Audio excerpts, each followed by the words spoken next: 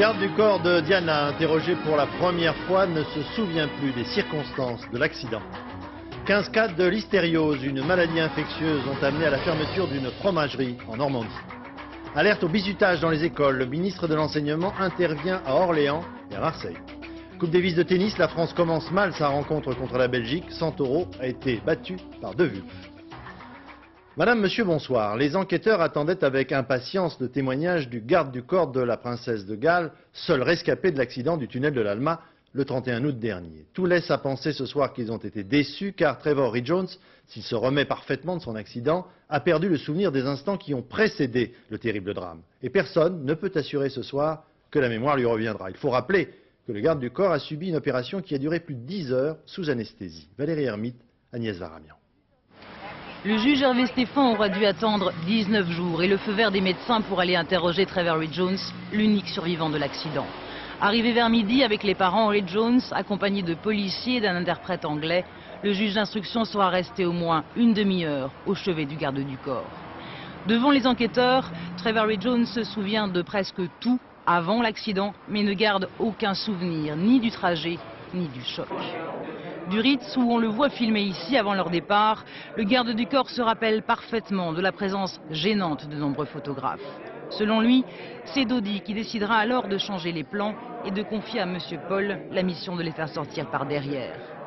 Reed-Jones se revoit très bien sortir à l'arrière de l'hôtel, monter dans la voiture et se faire suivre un instant par quelques photographes en moto et en voiture. Puis, c'est le trou noir. À partir de ce moment-là, Trevor Reed-Jones ne donne plus aucun élément, ni sur le trajet, ni sur une éventuelle course-poursuite avec les photographes, ou encore sur l'accident. Seule autre précision qu'il apportera aux enquêteurs, son impression sur M. Paul, il était très bien. Trevor Reed-Jones n'a donc pas totalement perdu la mémoire, mais souffre apparemment d'une amnésie partielle.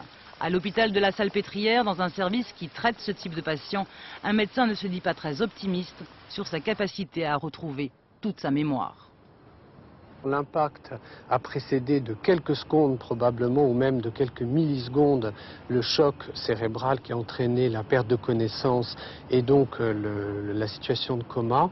Donc il est très vraisemblable que les quelques secondes qui ont précédé l'impact ne seront jamais récupérées. Mais les enquêteurs resteront à l'affût de tous les progrès de Trevor Reed-Jones, qui sera vraisemblablement réentendu par le juge.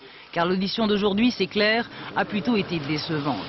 En attendant, les enquêteurs poursuivent leurs investigations et travaillent toujours sur l'hypothèse d'une collision de la Mercedes avec une autre voiture. Des débris de phares rouges appartenant à une Fiat Uno ont été retrouvés à l'entrée du tunnel de l'Alma. Étaient-ils là avant le passage de la Mercedes? Le juge a demandé aux compagnies d'assurance de lui signaler tous les accidents qui se sont produits dans le tunnel de l'Alma entre le 24 et le 31 août. Des recherches qui risquent de prendre plusieurs semaines. Une autre information va alourdir le climat de rumeurs qui règne sur cette enquête. Selon le magazine américain Time, réputé sérieux dans ses enquêtes, un médecin du service des urgences de l'hôpital La Pitié-Salpêtrière aurait confié qu'au moment de sa mort, la princesse de Galles était enceinte de 6 semaines et que dans son état de semi-inconscience, elle aurait déclaré au médecin en faisant un geste de la main sur son ventre. Par ailleurs, ce matin, le journal France Soir diffusait en première page une photo montrant le visage de Diana au fond de la voiture accidentée. Ce document a été identifié comme un faux. Patricia Charnelet, Bernard Puissesson. Un cliché qui va choquer, écrit François en publiant à la une ce matin une photographie qui montre, selon le quotidien, la princesse qui vient d'être désincarcérée. Cette photographie provient d'un site internet intitulé Rotten. Traduisez les pourris. Leur but, montrer les photos les plus choquantes possibles. Ce document n'est pas authentifié. C'est François qui l'avoue lui-même et c'est là l'un des aspects les plus frappants de cette affaire. Derrière le visage ensanglanté d'une jeune femme, on ne sait s'il s'agit ou non de Lady Diana, on voit très bien des sauveteurs, pompiers ou policiers. Or, leur tenue prouve qu'ils ne sont pas français. Il s'agit donc d'un faux publié en toute connaissance de cause par le journal. Mon propos n'est pas de montrer Diana dans une posture délicate, mon propos est de mettre sur la place publique le débat sur Internet. Au-delà d'Internet, cette publication relance la polémique sur les choix éditoriaux de la presse. À mon avis, tout est publiable. La vie est ce qu'elle est, dans ses plus mauvais côtés et dans ses meilleurs. Après la mise en cause des paparazzis, l'attitude de François prouve bien que certains éditeurs de journaux sont, eux aussi, des acteurs de la dérive de la presse. Enfin, 3 semaines après la mort de la princesse de Galles, la première sortie du prince Charles, sortie officielle à cette occasion, il en a profité pour remercier tous ceux qui avaient témoigné de leur sympathie et de leur tristesse après le décès de son ex-épouse. Unbelievably proud of the children, of William and Harry. They've been quite remarkable. And I think they've handled an extraordinarily difficult time, as I'm sure all of you can imagine, with quite enormous courage and the greatest possible dignity. But obviously Diana's loss and death has been an enormous loss as far as they're concerned. And will always feel that loss. Voilà, le prince Charles faisait bien entendu allusion à l'attitude de ses enfants après le décès de leur maman. Collision entre un train de marchandises et un convoi de voyageurs aujourd'hui dans la banlieue ouest de Londres. 6 personnes sont mortes, 150 au moins sont blessées. Londres, Étienne Lénart. Un tas de ferraille et de tôles tordues. C'est en début d'après-midi, un quart d'heure seulement avant d'arriver dans le centre de la capitale britannique, que le train rapide entre Swansea au Pays de Galles et Londres a percuté de plein fouet, à plus de 130 km/h, un train de marchandises qui, pour des raisons encore très floues, traversait la ligne principale pour s'engager sur une voie de garage. Il y a une série de secousses, tout s'est mis à voler, je ne pensais qu'à une seule chose, sortir du train. J'étais debout dans les toilettes quand tout à coup j'ai été violemment projeté contre la porte.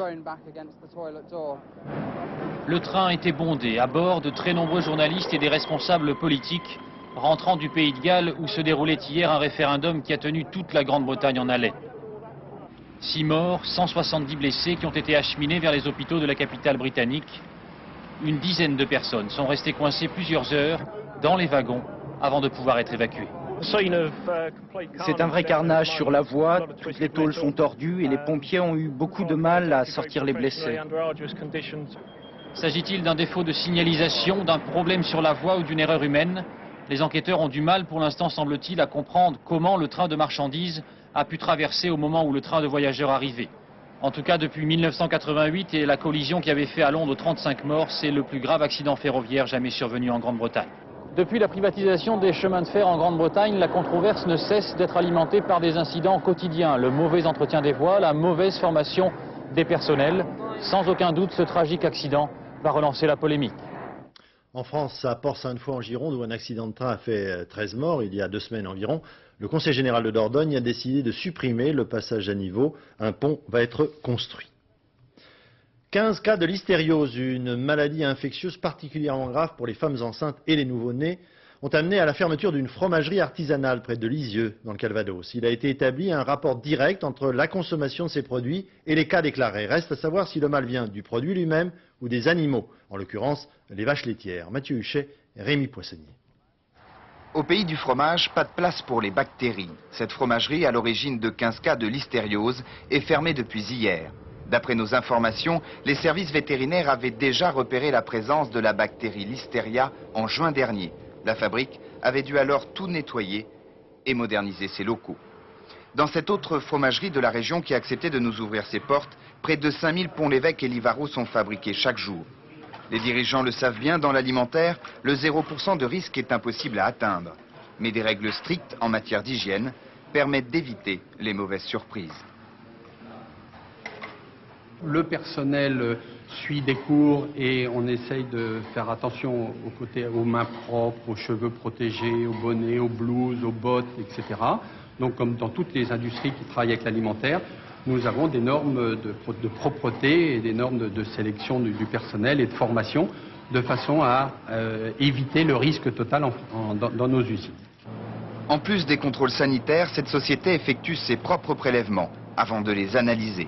Et pour améliorer la qualité, les fermes qui lui livrent ces 9000 litres de lait quotidien ont été sévèrement sélectionnées, car la bactérie peut provenir du cheptel. Nous avons choisi, nous, d'analyser les 550 producteurs de lait de notre société depuis maintenant 6 ans de façon hebdomadaire.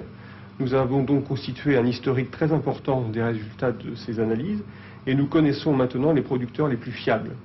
La listeria est une bactérie très répandue. On la trouve dans la terre, l'herbe ou dans le lait. Les producteurs travaillant avec la fromagerie mise en cause pourraient donc être prochainement contrôlés.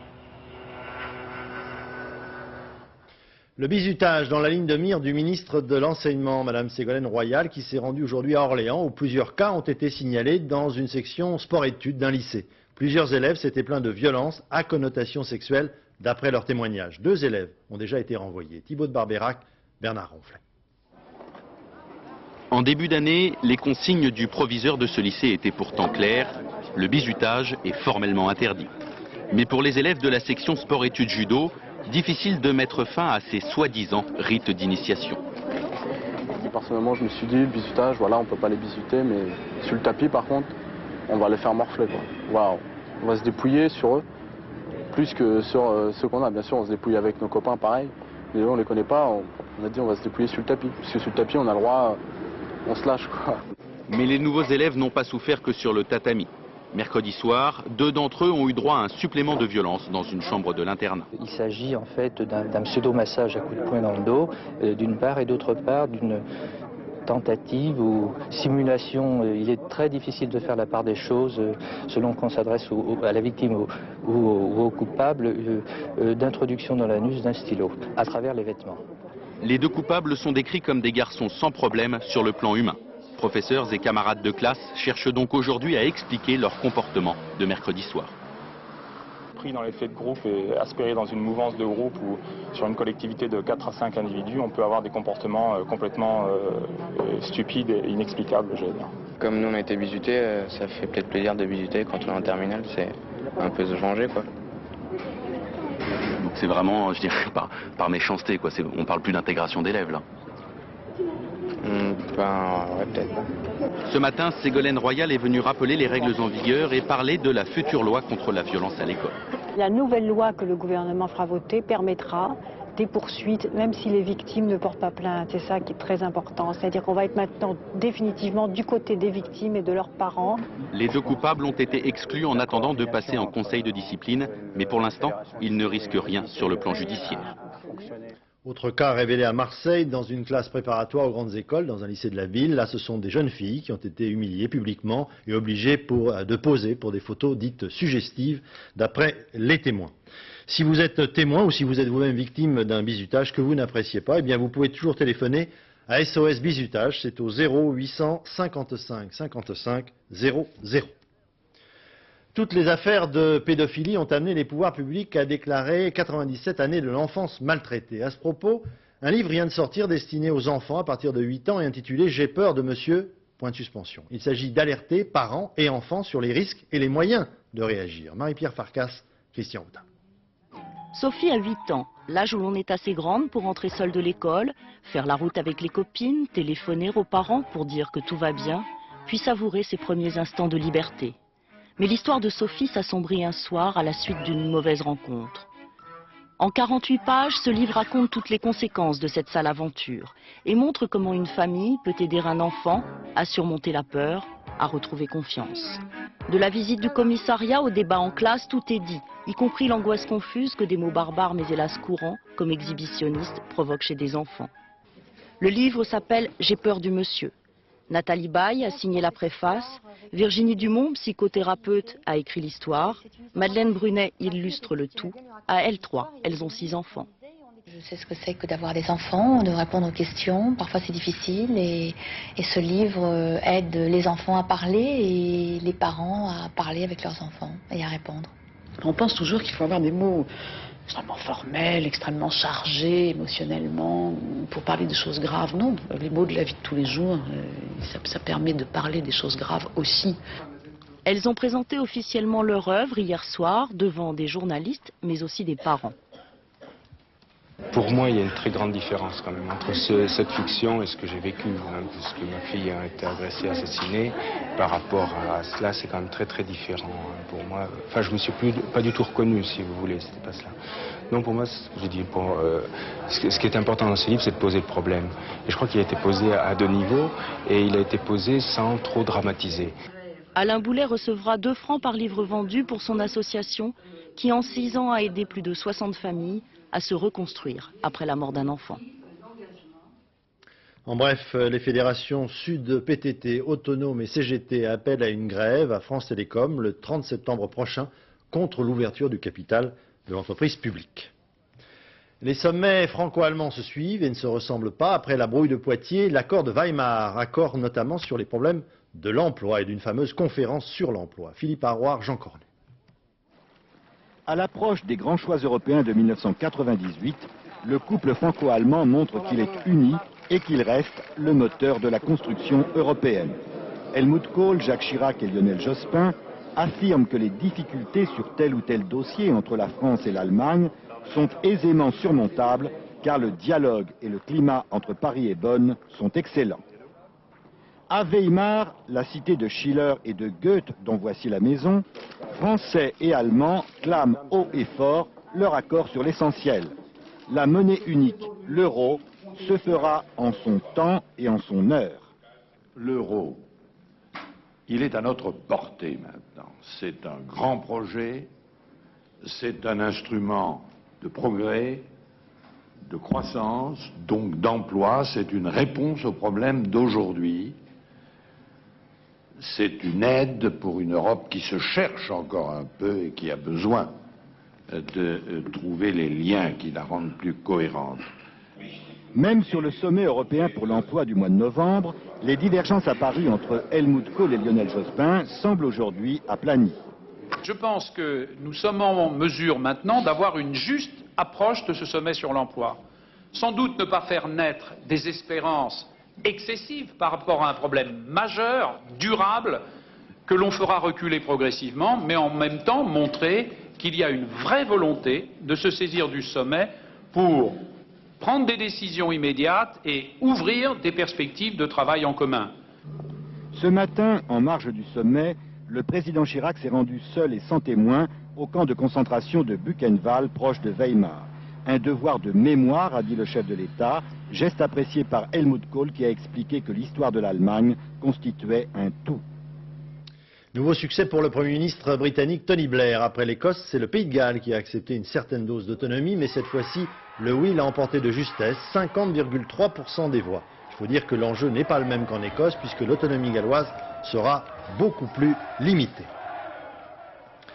Élection législative dimanche prochain en Pologne. L'enjeu est le suivant. Les ex-communistes au pouvoir seront-ils battus par les partisans de Wałęsa et de l'ex-syndicat Solidarité? Le tout sur fond de développement économique fabuleux de ce pays, mais très inégal selon que vous habitez la ville ou la campagne. Sur place, Jérôme Catala. C'était le siège du Parti communiste polonais. Depuis 7 ans, le bâtiment abrite la bourse. Il est devenu le temple de la finance, le repère des Golden Boys de Varsovie. Ils ont tous vu le film Wall Street plusieurs fois et cherchent à se conformer au modèle. Il symbolise la nouvelle Pologne. Nous sommes ici pour gagner de l'argent et pour en faire gagner aux autres. Simple mais efficace. Les parents de Cezary Szpila avaient du mal à survivre. Lui possède son appartement et sa voiture et rêve de l'Europe. Dans mon milieu professionnel, nous pensons tous que l'intégration de la Pologne dans l'Union européenne sera très positive. Et nous voulons en profiter pour attirer chez nous des capitaux français entre autres. Mais les affaires n'attendent pas. Cezary doit nous quitter rapidement. Sa Pologne semble à des années-lumière de celle-ci. Et cette image n'est pas caricaturale. Beaucoup d'agriculteurs polonais utilisent encore des chevaux de labour pour travailler quotidiennement. Nous sommes à moins de 100 km de la capitale, une exploitation familiale comme il y en a tant. Quelques poules, quelques hectares pour subsister. Les Kowalski père et fils le comprennent, dans ces conditions, impossible pour eux de supporter la concurrence des pays de l'Union européenne. D'un côté, on a peur de l'Europe, et de l'autre, on ne sait pas trop ce que c'est. Mais ce qui est sûr, c'est qu'il y a des exploitations qui devront fermer. Il faudra que l'État nous aide, autrement ça va mal tourner. Avec 5 ou 10 hectares, il n'y a aucun espoir pour nous. Qu'est-ce qu'on peut faire avec ça? Les agriculteurs représentent 25% de la population active polonaise, contre 5% en France, mais ils savent que leur méthode de travail archaïque les condamne à moyen terme. En fait, les paysans craignent surtout d'être les grands perdants du formidable essor économique et financier polonais qui crée des emplois dans les villes et dans les services, mais en fait perdre ici, à la campagne. Cette crainte, les paysans l'exprimeront sans doute dans les urnes. En France, dans la préparation du budget 98, une mesure est à l'étude. Les personnes seules, veufs ou divorcées qui ont élevé un enfant verront leur avantage fiscal réduit si cet enfant n'est plus à leur charge. Le gouvernement s'apprêterait en effet à limiter la demi-part supplémentaire pour ces célibataires. La victoire du pot de terre contre le pot de fer, pour une fois. Un tribunal belge a accédé à la demande d'une famille dont le fils est autiste et qui entrait dans des crises terribles chaque fois que les avions de chasse de l'armée royale belge passaient en rase-motte au-dessus de leur domicile. Les militaires ont été priés d'emprunter d'autres itinéraires. Hervé Guéquière. Voici l'origine de toute l'affaire. Le vol assourdissant d'avions F-16 de l'armée de l'air belge, des avions qui plusieurs fois par semaine passent au-dessus de la maison de la famille C, près de Gand, en Belgique. Problème, Francky, 19 ans, est autiste et souffre de surdité partielle.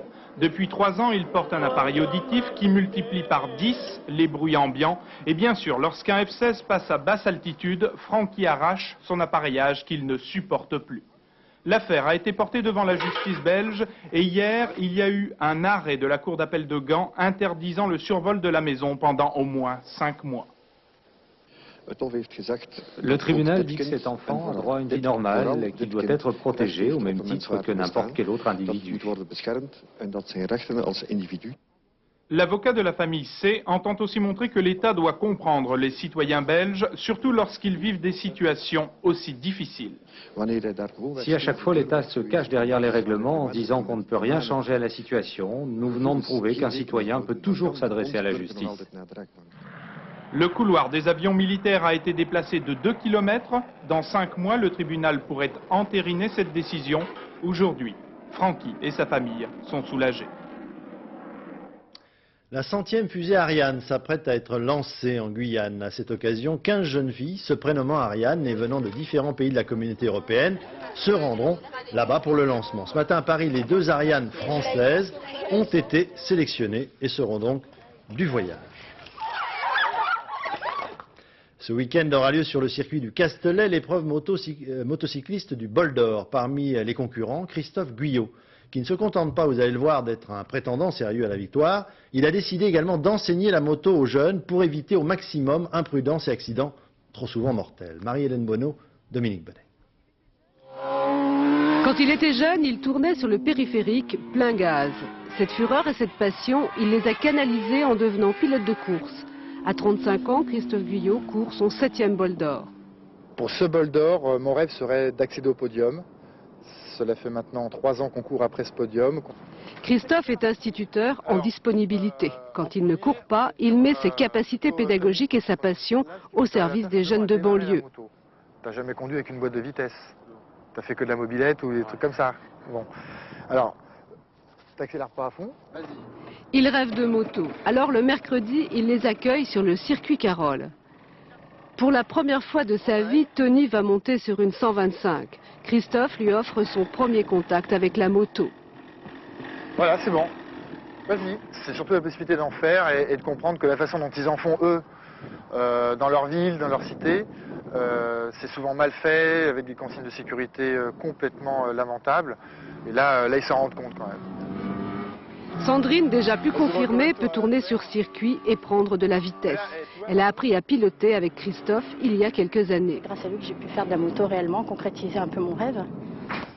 Pédagogie toujours, mais en classe cette fois, dans un lycée technique de banlieue, filière motocycle. Là, Christophe explique les métiers liés à la moto et à la compétition.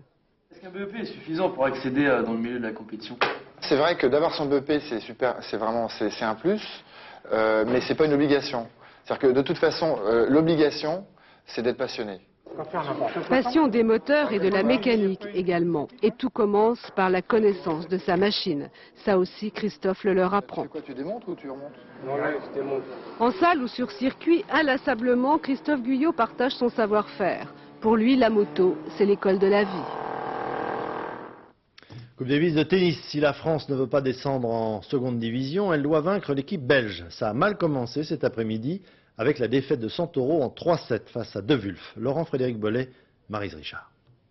Bienvenue à la halle numéro 8 du parc d'exposition des Flandres de Gand. Pour les supporters français, c'est un nouveau rendez-vous avec la Coupe Davis. Même si c'est un match de barrage, pas de problème, on est organisé, on a déjà gagné la Coupe, on a tout vu. Du côté belge, on est plutôt maquillage. Ça n'est pas tous les jours que le tennis est à la fête. Et voilà pourquoi ce match est paradoxal. Jamais les Belges n'ont été aussi forts et le tennis populaire. Mais les rencontres ne sont pas télévisées et la salle n'est pas pleine. L'ambiance est quand même là forcément, car le public qui est venu est avant tout connaisseur. Nous, on joue d'abord tous au tennis, c'est la première chose. Et puis, on aime bien la Belgique aussi, on aime beaucoup la France aussi, je précise. Et on vient parce que c'est une belle bande de copains et on vient d'abord boire un verre et puis voir mon tennis, tout simplement. Ça commence à être le premier sport en Belgique. Mais c'est cette année que ça a un peu démarré, d'après toi? Ouais, quand même. Ouais, plus cette année. Pour preuve, le premier match. Fabrice Santoro contre Philippe De Wulf, demi-finaliste à Roland-Garros cette année. De Wulf, symbole du renouveau belge et qui s'amuse presque avec Santoro. Une vraie correction. 6-1, 6-3, 6-3 et déjà un point pour la Belgique. Il semblait quand même assez serein, pas du tout abattu. Non, en arrivant à Gand, le seul objectif était de rapporter 3 points. On est mené 1-0, donc quand on les gagne en simple, en double, ça fait avec moi. Il n'y a aucune espèce d'importance, il faut partir dimanche soir avec 3 points dans la poche. C'est en tout cas un premier exploit pour De Wulf et les Belges de faire douter déjà l'équipe de France. Après ce premier point perdu, ça sent le conseil de guerre, l'heure est peut-être grave. Et en ce moment, on est dans le deuxième match entre Pioline et Van Herk. François Brabant, ça va mieux pour les Français? Oui, c'est pas encore le ballon d'oxygène définitif, mais enfin on commence à respirer un peu mieux. Cédric Pioline mène 2 manches à rien face au numéro 2 belge. Cédric Pioline, le voici à l'image. 6-4, 6-2 pour Pioline dans les 2 premiers sets. Pioline, numéro 1 français, 23e joueur mondial, finaliste cette année à Wimbledon, contre Johan Van Herk, 23 ans, numéro 2 belge et 68e joueur mondial, ici au premier plan et qui réussit un retour gagnant. A priori, entre les deux hommes, comme on dit, il n'y a pas photo, mais voilà, le jeune joueur belge a été surmotivé d'abord par son public et puis surtout par la performance de son copain De Wulf dans la première manche, juste avant lui, dans le premier match. Et Van Herk donne du fil à retordre à Cédric Pioline qui commence un petit peu à desserrer les taux et qui va essayer de finir vite parce qu'on sait qu'il n'aime pas les matchs longs et les matchs au finish, et puis il a besoin d'être frais parce que c'est lui qui jouera le double aux côtés de Guillaume Raoux demain, en tout cas c'est ce qui est prévu. Merci François. Donc la suite demain, puis en fin de soirée, bien sûr, dans notre dernier journal. Du football maintenant avec les Niçois, qui, bien qu'évoluant en 2e division cette année, ont réussi leur entrée dans la Coupe de l'UEFA en battant les Écossais de Kilmarnock 3-1. C'était hier soir. Voici un début marqué par les Niçois. Très beau, 3 buts de la tête d'ailleurs. Et en voici encore un d'ailleurs. Comme je vous l'avais dit, de la tête également. 3-1, c'est bien parti pour Nice. Samedi et dimanche auront lieu les journées du patrimoine dont le succès grandit chaque année avec chaque année également de nouvelles trouvailles. Ainsi, si vous voulez mieux connaître l'histoire industrielle de notre pays et la formidable expansion par exemple de la sidérurgie en Lorraine à la fin du 19e siècle, vous pourrez suivre tout un parcours dans la région de Longwy. Gérard Dalmaz, Daniel Lefebvre. Vivre par le fer et pour le feu. La Lorraine depuis les Gaulois. Mais concurrence mondiale, politique européenne et technologie électrique, les cathédrales de métal sont dynamites. Bassin de Longwy, 1960, 25 000 emplois, le quart de l'acier français. Et record mondial, 40 au fourneau. Il n'en reste plus que ce dinosaure, au milieu de nulle part. Haut de 25 mètres, il crachait 300 tonnes de fonte par 24 heures. Un thermicien a veillé un quart de siècle sur sa respiration rauque. À son chevet, Roger en a presque les larmes aux yeux. Même couché, il représente quelque chose. Et ça, je le tiens à dire que je le veux, que tant que je sois en vie, qu'il reste là. Il faut qu'il meure de sa belle mort. C'est-à-dire? Il en a pour une paire de siècles à durer comme ça. Vous avez vu l'épaisseur du blindage. Cette carcasse a jamais refroidi l'une des 6 étapes de la route du fer créée par Jean Boucon, un professeur qui se bat pour cette mémoire du labeur. Exemple, ces verrières art déco classées uniques au monde. Elles décoraient la direction des aciéries. Second Empire, le coq supplante le charbon de bois. Ce haut fourneau est modifié pour passer du Moyen-Âge à l'ère industrielle. Saga sidérurgique mise en lumière par Louis Majorel.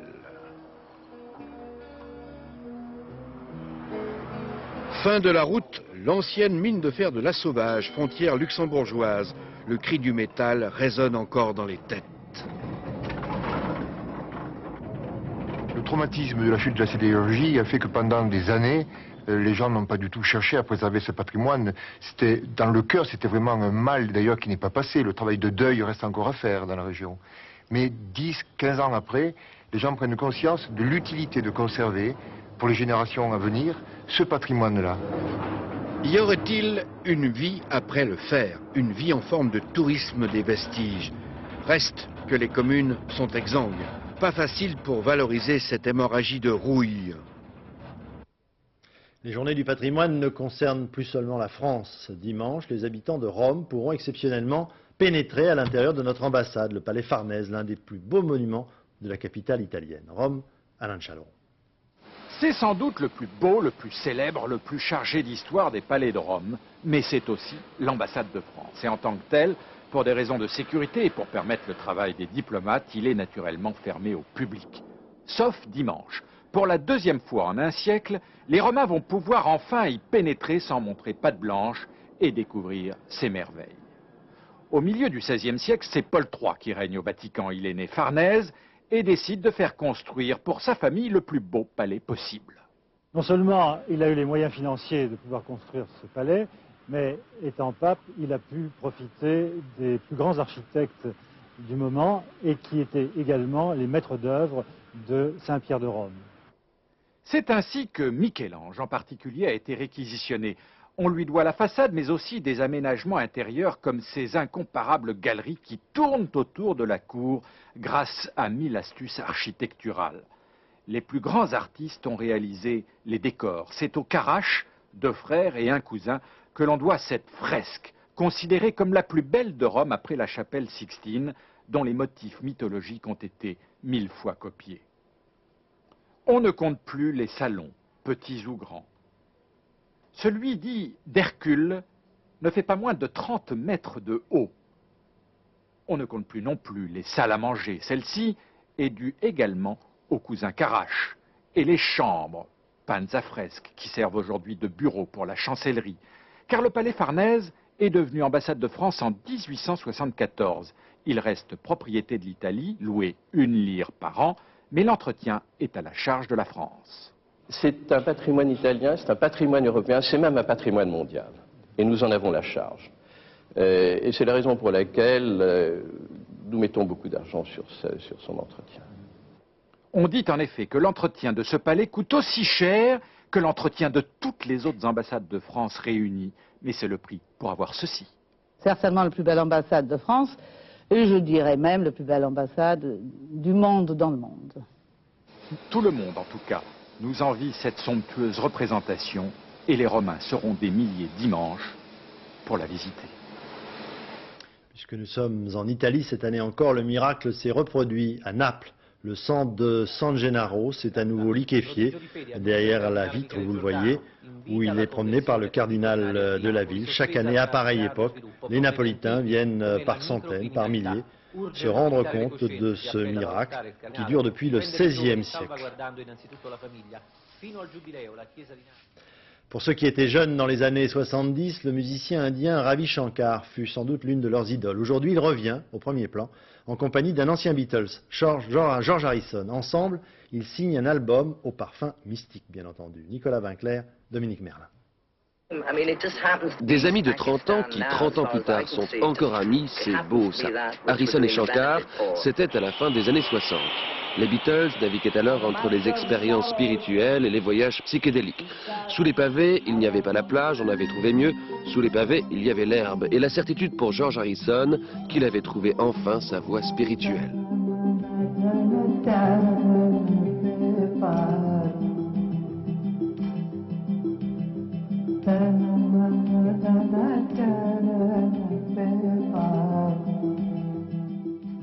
Trente ans plus tard, quand George Harrison a proposé à son vieil ami de sortir un album, Shankar s'est dit ravi. Aujourd'hui, comme hier, chacun cherche son chakra.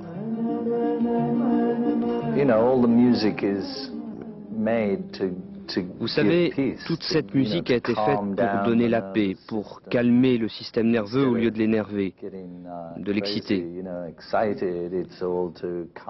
Donc, calmer et donner la paix, avec la harpe et tous les instruments qui ont tous comme un son céleste.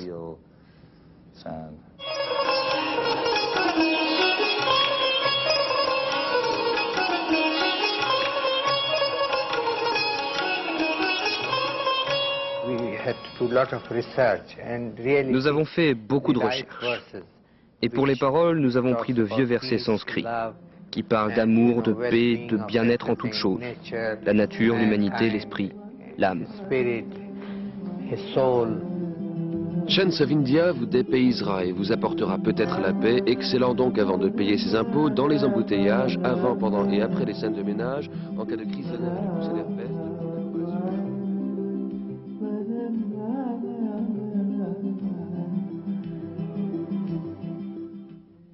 Puisque nous en sommes au grand revenant, si je puis dire, les Rolling Stones sont de retour également, avant une grande tournée dans le monde qui finira d'ailleurs par un concert sur le grand stade de Saint-Denis. Ils ont commencé par un concert presque intime dans un club de Chicago.